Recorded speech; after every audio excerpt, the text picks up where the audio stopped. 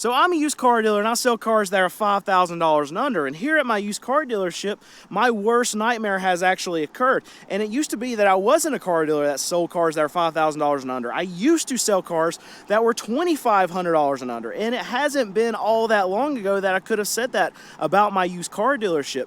But lately, as we know, everything has gone up in price so much. And here at my used car dealership, it has affected me greatly. See, back in 2019, when I was the car dealer that could sell cars $3,000, $2,500 and under in that range, well, we were doing between 90 and 100 cars a month.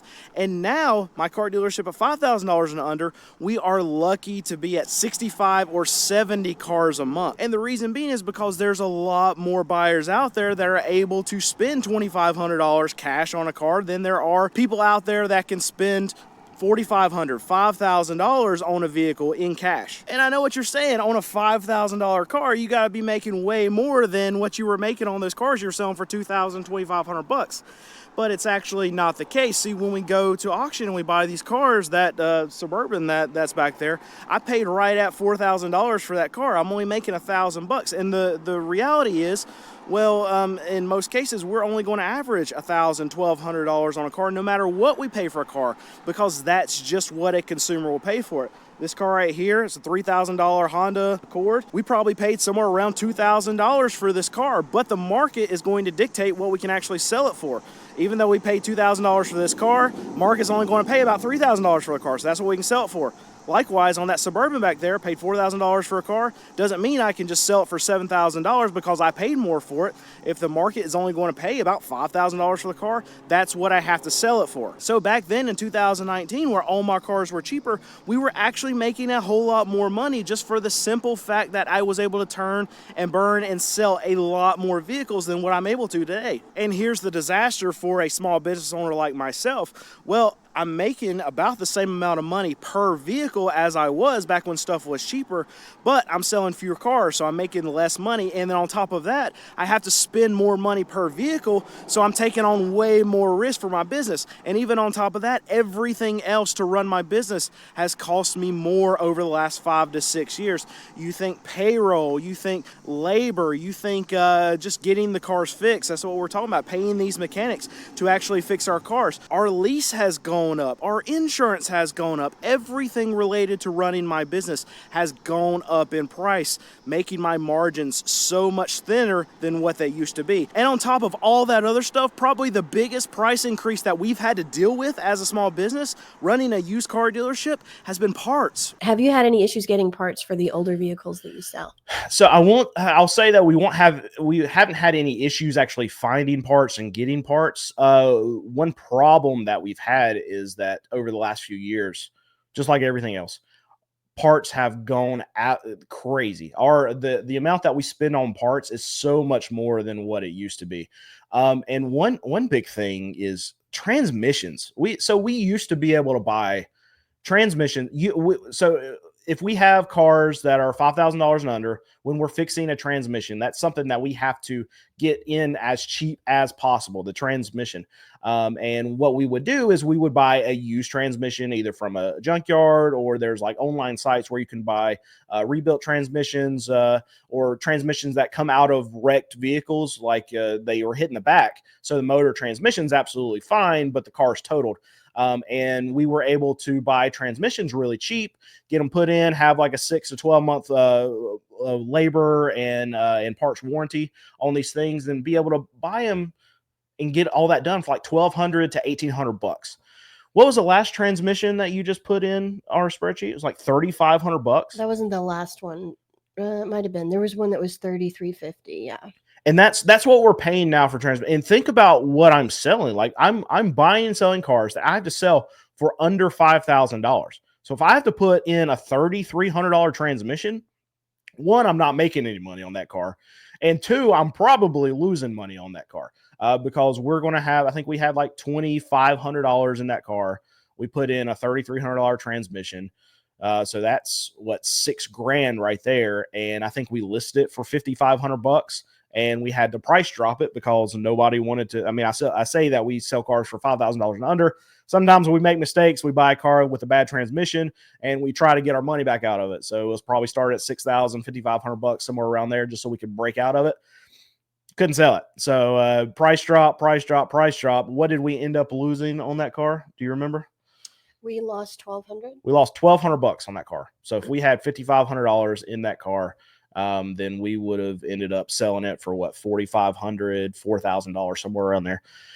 So it's just all that to say, parts have gone up a lot, and what we're definitely seeing is the big time parts, is like motors and transmissions. And the reason why those have gone up so much more relative to other small nickel and dime parts is because people are opting to do major fixes more often right now than they ever have before. Because, I mean, what had happened like 5-6 years ago is that if you had a motor, if you had a transmission problem, what most people would do is take that car to the new dealership and then trade it in and get a new car. But now, because new vehicles are so expensive, it almost, even if they're having to pay $3,500, $4,500 to put a new transmission, a new motor in their vehicle, it makes more sense for the consumer to do that instead of going and buying a vehicle that's $50,000, $60,000 right now. So this is why a lot of those types of parts, motors, transmissions, have gone up so much, is because the availability of them has gone way down because people are just opting to fix their vehicles instead of trading them in now.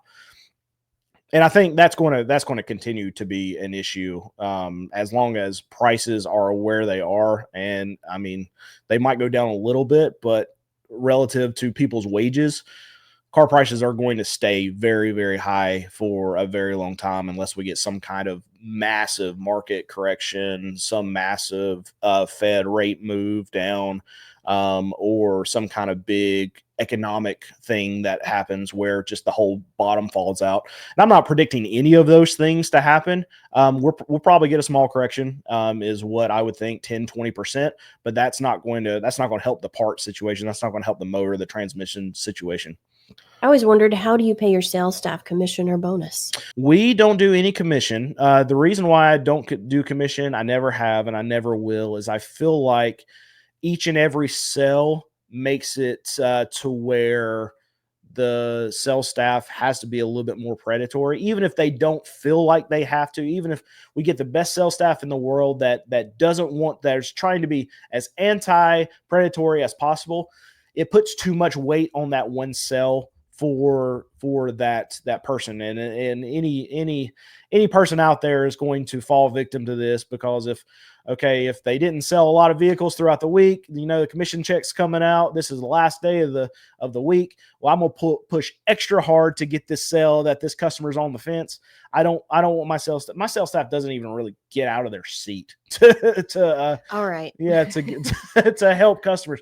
It's not that bad, but we'll hand people the keys and they'll just go out there and then look at cars. Like, they're not standing beside people when they're looking at cars. We want you to make up your own mind on the car, and we're not trying to sell you anything. We want the car to sell itself. There's a price out there. If you like it, buy it. If you don't like it, please don't buy it, because you know what? Somebody else will be right behind you within the next couple of days and they'll buy it. I want to make it as unpushy as possible.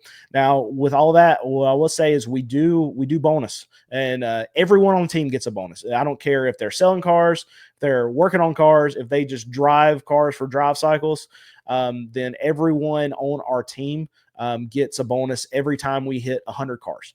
And it's not a ton of money that they're getting for this bonus, but it's just an extra thing to say, okay, if we're selling more cars and we're selling cars faster and more frequently, that you're hitting this 100 car bonus or whatever, then you're going to get paid, because if we're making more money, we want you to make money too.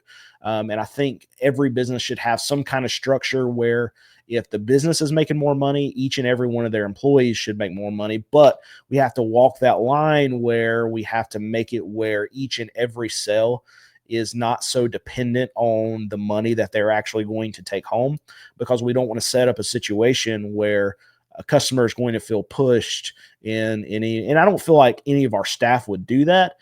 but it would be easy to do that if they were trying to get an extra $200 or $300 on the current paycheck or something. I can understand that, and I don't want to put that put our staff in a position where they feel like they have to sell a car to be able to make X amount of dollars. That's not an environment I want to set up. So no, we don't do commission, never will, and that's we have a bonus structure for every 100 cars that we sell. And a couple people were talking about profit sharing. That gets pretty complicated with a small business like ours. And that is something that we did a really long time ago as part of the bonus. We did it off gross, and that was a big time mistake. In all seriousness, though, when expenses are low, it doesn't make a huge difference. You just have a lower percentage on a higher number, and it ends up, where it's not going to. But then when expenses started getting less predictable and we were expanding and all these other things happened, it was that math didn't work. And then I don't know, it can get pretty complicated. So that's what the bonus is intended to do, is something directionally like that, because there are times when we're not making a lot of money, as Brandon has mentioned several times recently, and even in this live. And the team, it doesn't affect them at all. They still get their bonus regardless if we're losing money. It doesn't matter because they get paid at 100 cars. So they got their 100 cars. It was like 2 or 3 months ago, and we ended up we lost money that month. So they still get paid no matter what. No, and that wasn't the most recent bonus, just to be clear. Yeah. That was just one of the 2 bonuses ago, was in a month that we lost money, and it didn't have any effect on them. They don't carry that weight we do. Like even Ray from Car Edge, I do a show with him, and I ask him a lot. Well, what do you do to get some of that old inventory out? And what he used to do, and what a lot of dealerships, sales managers, and stuff that I've seen do, is they'll put spiffs on cars. I hate that, because that makes it to where the salespeople are going to want to sell that undesirable car. That car is sitting there for that many days because it's an undesirable car. So it feels very shady, very snaky to me to put spiffs on cars at these dealerships. Now, the way that Ray did it, I'm going to defend him a little bit, and not just because he's my friend, but because I actually think he did it a better way than what a lot of other dealerships do, where they just kind of put a bounty on the car. But what he did is just say, okay, there's a spiff on this car, but the way that he taught his salespeople how to do it is, okay, every customer that comes in here, we're not going to push them into this car. We're just going to walk them by it and say, this is available, and then just keep going. And if they're interested in it, then you can then talk about it, but we're not going to push people into this car. I just want every customer to see the car.